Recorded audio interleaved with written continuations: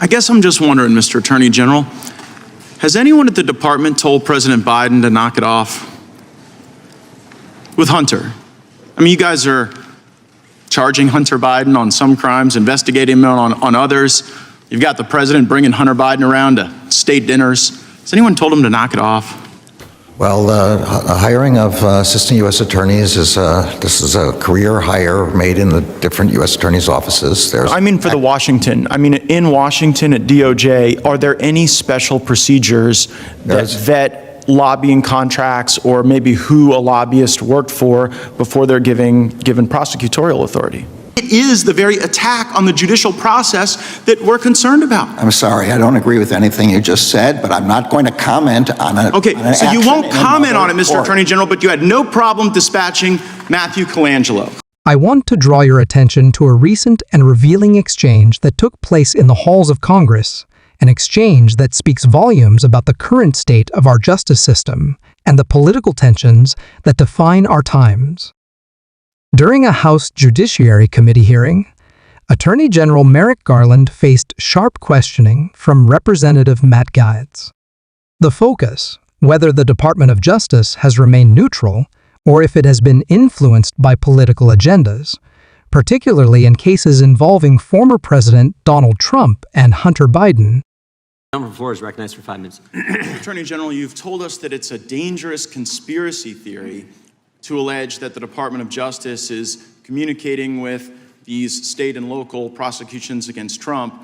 You can clear it all up for us right now. Will the Department of Justice provide to the committee all documents, all correspondence between the department and Alvin Bragg's office and Fonnie Willis's office and Letitia James's office?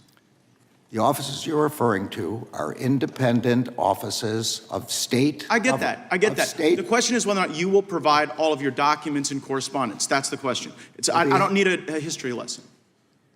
Well, I'm going to say again, we do not control those offices. They make their own decisions. The question is whether you communicate with them, not whether you control them. Do you communicate with them, and will you provide those communications? If you make a request, we'll refer it to our Office of Legislative Affairs. But see, here's the thing. You come in here and you lodge this attack that it's a conspiracy theory that there is coordinated lawfare against Trump. And then when we say, fine, just give us the documents, give us the correspondence, and then if it's a conspiracy theory, that will be evident. But when you say, well, we'll take your request, and then we'll sort of work it through the DOJ's accommodation process, then you're actually advancing the very dangerous conspiracy theory that you're concerned about.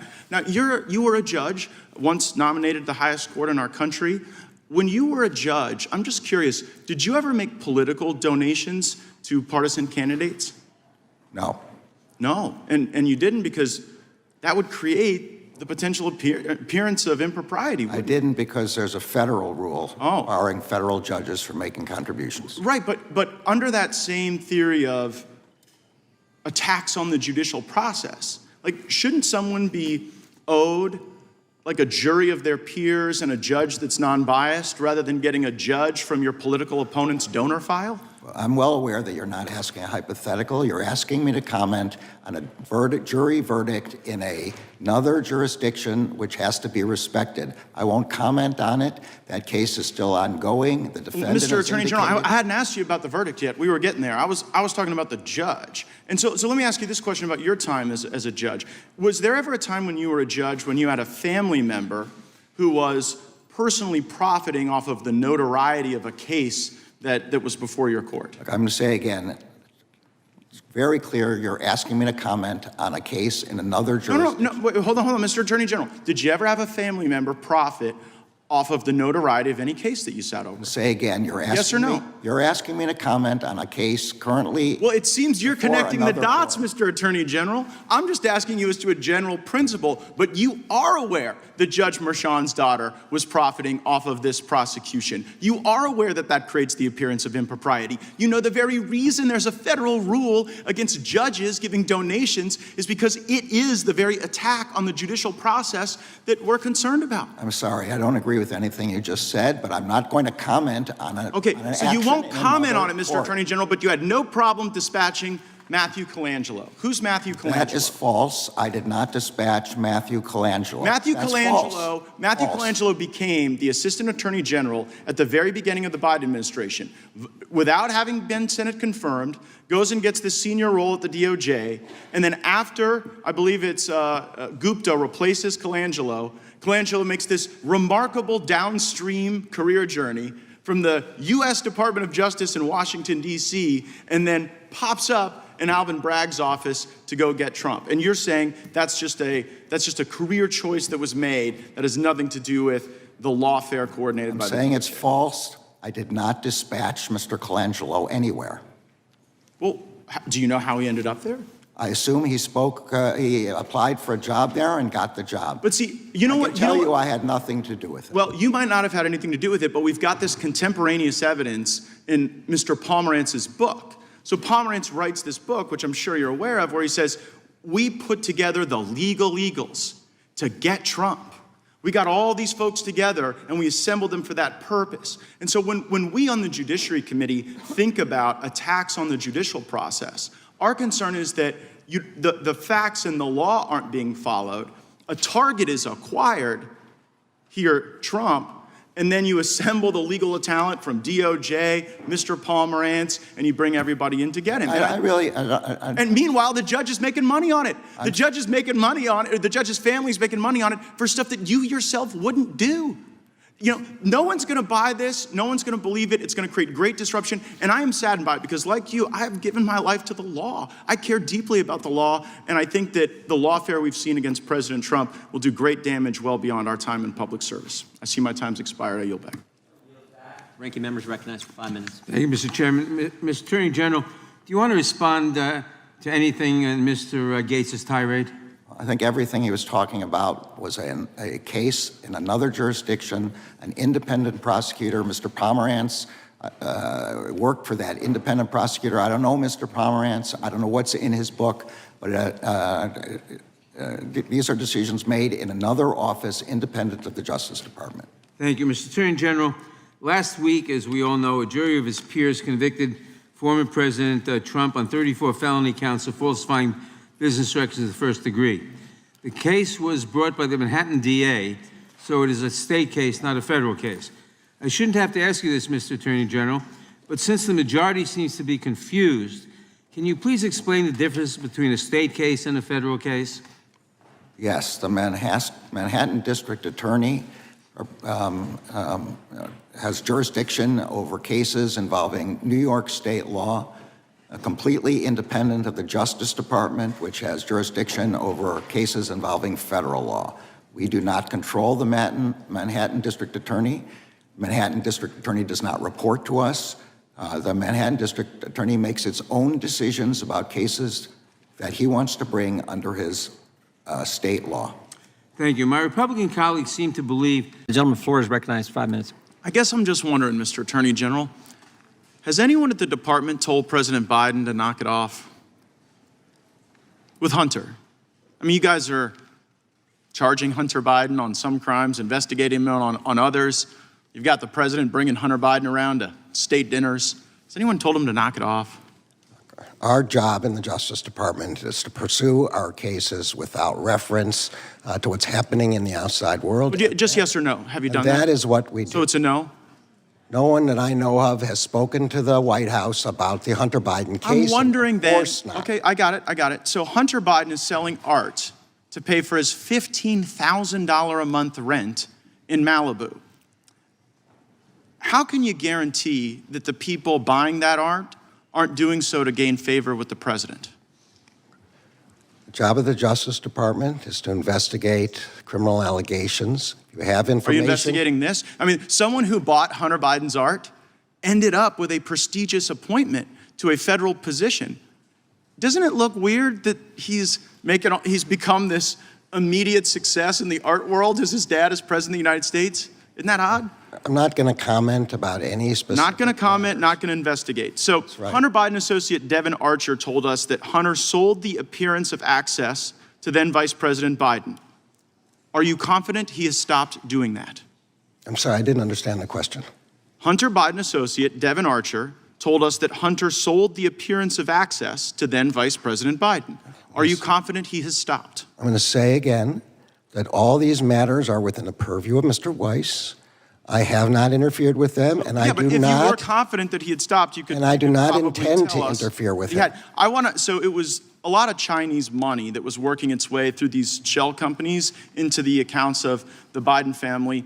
So the China initiative was set up during the Trump administration at the Department of Justice to go after the malign influence of the Chinese Communist Party. And the Biden Justice Department dissolved the China initiative. So I guess I'm wondering, does the department have any documents that would detail the basis for why you got rid of the China initiative that President Trump had set up? The Assistant Attorney General for the National Security Division gave a long speech which explained that. He has testified before Congress several times. We'd be happy to provide you with What's the basis? Just tell us all now. Why was the China initiative dissolved? Representative Gaetz raised serious concerns about coordination between the DOJ and local prosecutors and whether political operatives have had undue influence over justice. In response, Attorney General Garland stood firm, insisting the department operates independently without favoritism or interference. This moment reflects a broader issue of public trust in the institutions meant to uphold the rule of law. Regardless of political affiliation, we must ensure that justice is not only done, but is seen to be done. What the Assistant Attorney General said was that we face attacks from 4 nation states: North Korea, China, Russia, and Iran, and that we need to focus our attention on the broad range of these attacks. Sometimes we don't know. Wait a second. Are you saying that North Korea has the same malign influence risk to the United States as the Chinese Communist Party? Are you trying to represent there's some parity there? Because here's what it looks like. It looks like the Chinese gave all this money to the Bidens, and then you guys came in and got rid of the China initiative, and it was successful. Like, I saw one rationale that you guys got rid of the China initiative because it was racial profiling. But one of the people you convicted was a guy named Charles Lieber, who was a Harvard professor taking $50,000 a month to do China's bidding and give them whatever research was being done. Are you aware of the millions of dollars that moved through Rob Walker's shell companies from Chinese Communist Party entities into Biden family bank accounts? Are you aware of that? There were a lot of questions that you just asked. Let me start with the first one about North Korea. North Korea is a dangerous actor, both kinetically and with respect to cyber. But not on par with China. I'm on the Armed Services I'm not in the Committee, Mr. business Attorney right General. now of It makes you look unserious to suggest May that. I answer your question or not? Answer the question about whether or not you know about all the millions of dollars that So moved you through don't Rob want me to Walker's answer about North Korea? I already know the answer, and so does everyone. They're not the same risk as China. So let's get on to serious questions and serious answers. Do you know about the money that moved through Rob Walker's shell companies, yes or no? As I have said repeatedly, I have left these matters to Mr. Weiss. I've not Blissfully intruded. ignorant. I've not interfered. Blissfully I've ignorant not to these tried to things. find out what It's he like knows. you're looking the other way on purpose because everybody knows this stuff's happening. And you know what? People don't pay bribes to not get something in return. Right? The China initiative resulted in the convictions of a Harvard professor, of someone at Monsanto. So we were working against the Chinese. They paid the Bidens, and now you're sitting here telling me that North Korea is the big threat. I got to get to this one thing on January 6th. So did the FBI lose count of the number of paid informants on January 6th? Let me answer your question about China. I want you to answer this question. I only get 5 minutes. You've already sort of, I think, screwed the pooch on China. So January 6th, did you lose count of the number of federal assets? Did you lose count and order an audit? Gentleman's time has expired. I get an answer to the question of did they lose count? No, let him answer the question. The time has expired. The Attorney General can respond. China is the most aggressive, most dangerous adversary that the Attorney General, United States faces, and we are doing everything within our power to rebut that, to stop that, to prevent their invasions, both kinetic, and through cyberspace, and we will continue to do If someone that. gave that answer in your courtroom when you were a judge, you would tell them they were being Mr. non-responsive Chairman, and you would direct them to answer the question. Point of order, Your Honor. Time is, Badgering the witness. Point of Time order, has please. expired. I got it. I was. You like Your Honor? You want to stick with that? Yeah, I was getting Okay. laughed at you call me Your Honor. Point of order either way. Okay, I understand that too. All right. But the gentleman asked his question before his time expired. The Attorney General did not respond to the gentleman's question. I was hoping he would respond to the question about the confidential human sources on January 6th. He didn't respond to that. I'm sure we're going to get an answer to that later. Of course, Now- Mr. Chairman, now there were recognize 8 the questions gentleman- before that he was not given a chance to answer. Understand, So but- the witness might have thought. But the witness doesn't, Mr. Chairman, point of order. The witness does not control the time. Hang on. Exactly right. Members control the time. If they want to switch their question and focus on one more question that they'd like an answer to, I want to give the witness a chance to respond to that final question that Mr. Gaetz asked. He didn't respond to it. Someone else is going to ask it, I'm sure. We now recognize the gentleman from Tennessee for 5 minutes. Mr. Gaetz. Thank you, Mr. Chairman. I'm very concerned about the influence of lobbyists in Washington, D.C. There's no prohibition against the Department of Justice hiring lobbyists to be prosecutors, is there? You mean former lobbyists, I hope? Yes, that's correct. Oh, there's no prohibition. And can you describe for us the specific vetting that the department does when professional influence peddlers are hired and given prosecuting authorities? Well, the hiring of assistant U.S. attorneys this is a career hire made in the different U.S. attorneys' offices. I mean for the Washington. I mean in Washington at DOJ, are there any special procedures that vet lobbying contracts or maybe who a lobbyist worked for before they're given prosecutorial authority?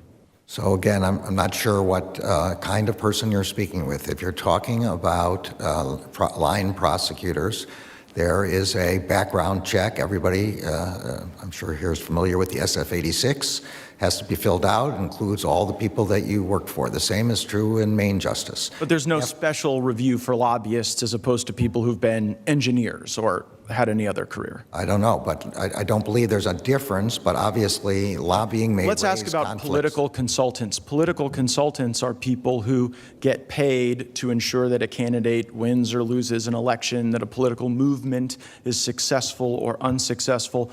Is there any prohibition against hiring political consultants as prosecutors at the department?